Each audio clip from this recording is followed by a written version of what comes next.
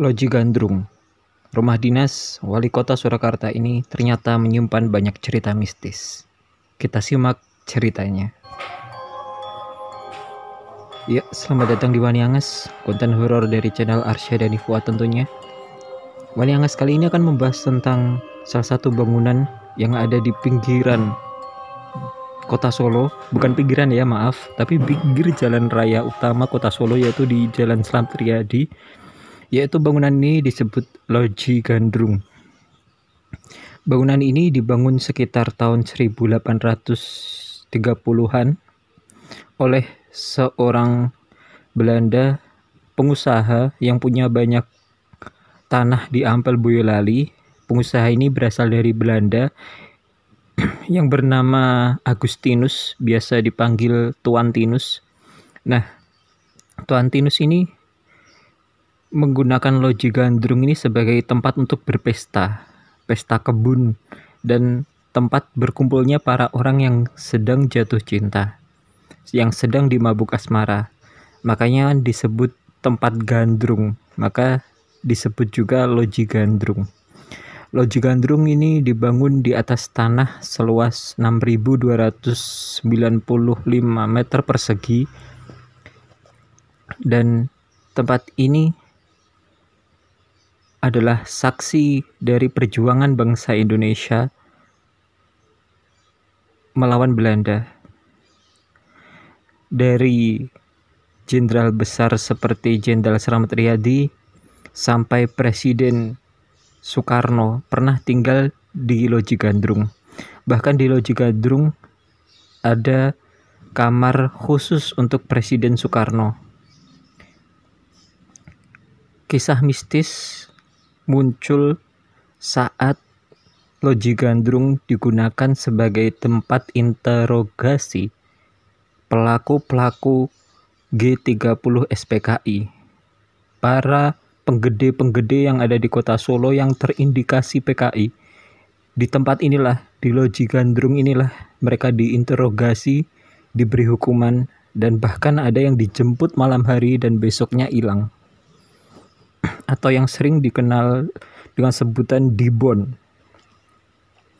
Nah, berawal dari peristiwa 30 SPKI inilah banyak cerita-cerita miring, cerita-cerita mistis muncul tentang Loji Gandrung.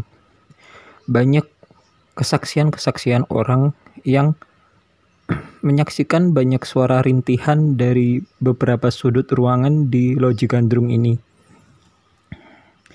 Seakan-akan seperti suara siksaan dari anggota Girwani atau PKI yang dihukum di Loji Gandrung. Ada pula salah satu ruangan yang disebut Kamar Soekarno tadi ya. Kamar Soekarno ini sering sekali memunculkan aroma bau melati. Dan di sudut-sudut lain sering sekali bau anyir darah. Nah, ada beberapa waktu tertentu juga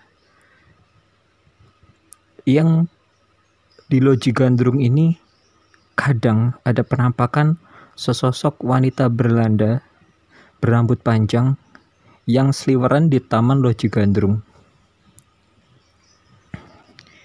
Loji Gandrung sekarang merupakan rumah dinas bagi wali kota Solo. Presiden Joko Widodo pernah menempatinya 7,5 tahun saat menjadi wali kota Solo, dan berangsur pindah ke Rudi, efek Rudi selama 8 tahun, dan kali ini akan sudah ditempati oleh putra dari Bapak Jokowi sendiri, yaitu Mas Gibran. Menurut kesaksian dari Pak Rudi yang kami kutip dari Kompas, Pak Rudi pernah diwawancarai oleh Kompas, ditanya-tanyai tentang keangkeran Loji Gandrung. Pak Rudi merasa biasa saja di situ, asal mereka tidak mengganggu, maka Pak Rudi tidak takut. Karena menurut Pak Rudi, sebelum Pak Rudi menempati Loji Gandrung ini ya, beliau, Pak FX Rudi ini, melakukan ritual-ritual sesuai keagamaan beliau. Karena kebetulan beliau Katolik, jadi beliau membawa uskup untuk melakukan, bisa disebut pensucian ya, di Loji Gandrung tersebut.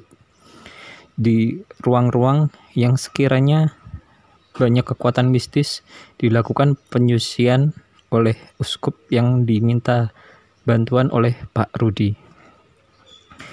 Namun menurut penuturan dari dua penjaga Lodi Gandrung bernama Wagino dan Sutarto yang kami kutip dari koran kompas.com, Wagino dan Sutarto pernah mengalami kejadian yang cukup menarik di Loji Gandrung ini.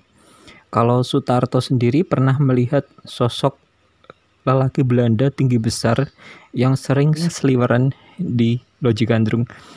Kata Sutarto, dia sebenarnya sudah biasa.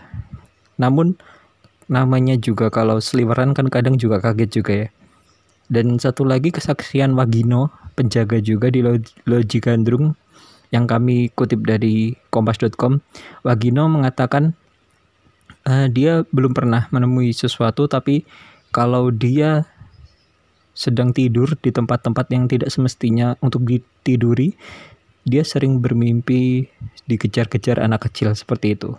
Sedangkan Pak Rudi sendiri mengenai kamar Soekarno, banyak yang bilang kamar Soekarno ini dikeramatkan, tapi bagi Pak Rudi dia biasa saja. Pak Rudi sering menempati tempat itu untuk bersemedi, menenangkan diri karena katanya di situ sangat nyaman.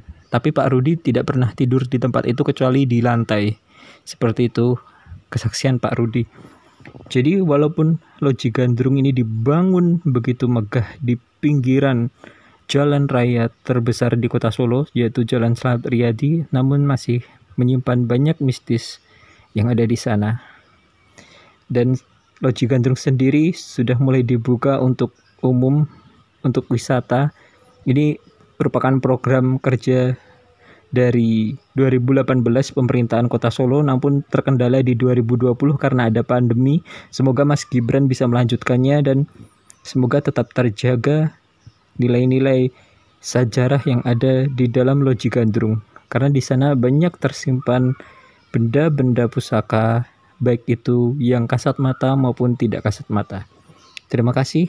Itu saja yang bisa Wani Angas ceritakan. Cerita ini bersumber dari IG Misteri Solo dan kompas.com. Ojo wani-wani yen kowe wedi, ojo wedi-wedi yen kowe wani. Wani Angas. Assalamualaikum.